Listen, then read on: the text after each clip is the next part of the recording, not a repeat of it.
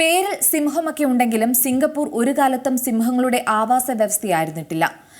ആഫ്രിക്കയിൽ നിന്നും മറ്റുമാണ് സിംഹങ്ങളെ ഇവിടുത്തെ മൃഗശാലകളിൽ എത്തിക്കുന്നത്. വലിയ ശ്രദ്ധയാണ് മൃഗശാലകളിൽ ഇവയ്ക്ക് കിട്ടുന്നത്.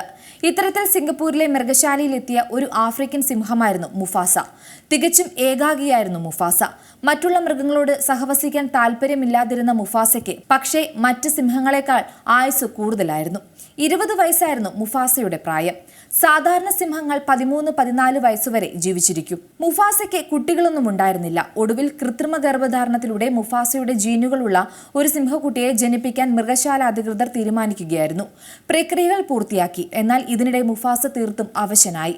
ഒടുവിൽ മൃഗശാല അധികൃതർ മുഫാസയെ ദയാവധത്തിന് വിധേയനാക്കി. മുഫാസ ഈ ലോകത്തിൽ നിന്ന് എന്നേക്കുമായി പോയെങ്കിലും മൃഗശാല അധികൃതരുടെ ശ്രമം വിജയിച്ചു. മുഫാസയുടെ ജീനും അതേ കണ്ണുകളുമായി സുന്ദരൻ ആൺസിംഹക്കുട്ടി മൃഗശാലയിൽ ജനിച്ചു.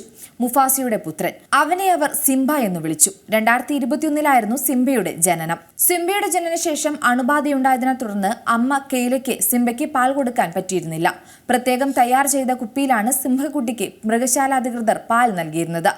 ഇന്ന് സിംബയ്ക്ക് 3 വയസ്സ്. മൃഗരാജാക്കന്മാരെന്ന് പേരുണ്ടെങ്കിൽ പോലും സിംഹങ്ങളുടെ ഇന്നത്തെ അവസ്ഥ പരിതാപകരമാണ്. 23,000 മുതൽ 39,000 സിംഹങ്ങൾ മാത്രമാണ് ഇന്ന് ഭൂമിയിലുള്ളതെന്നാണ് രാജ്യാന്തര പ്രകൃതി സംരക്ഷണ യൂണിയൻ കുറച്ചുനാൾ മുമ്പ് റിപ്പോർട്ട് ചെയ്തിരുന്നത്.